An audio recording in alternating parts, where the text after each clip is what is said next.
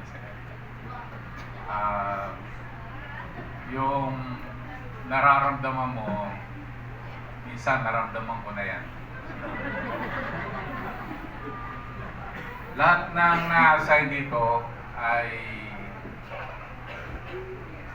ganyan ang nararamdaman.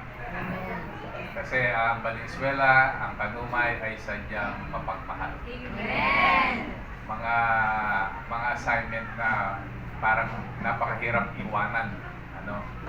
Naalala ko 8 years ago, after 5 years and a half, ako pinul out dito, umiiyak ako ng kapatid. Pumunta ako dun sa first service ko, gabi, panahon ng tag-ulan. Nakamotor ako, umuulan, umiiyak ako sa daan. Parang hindi pa tanggap ng kalooban ko na ako'y nailipat. Pero mabuti ang Diyos kasi ang mga kumbaga sa pagong, ako pala itinapon sa tubigan doon. Akala ko noon, Patmos ang pinagtapunan sa akin. Hindi pala, para palang isang pagong na inihulog sa tubigan. Sapagkat ang mga tao doon, ang mga miyembro doon, na nakasama ko ng 8 taon ay mga mapagmahal din kagaya ng Kanumay. Amen! Nung lumahon, hindi ko na namimiss ang Kanumay. Kasi, bakit ko mamimiss? Dahil yung kwalidad ng pagmamahal nyo, nandun, nararanasan ko.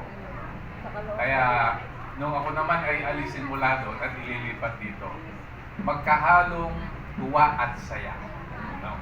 Siyempre, masaya ako dahil ang mga babalikan mo, mga dati mong minahal, di ba?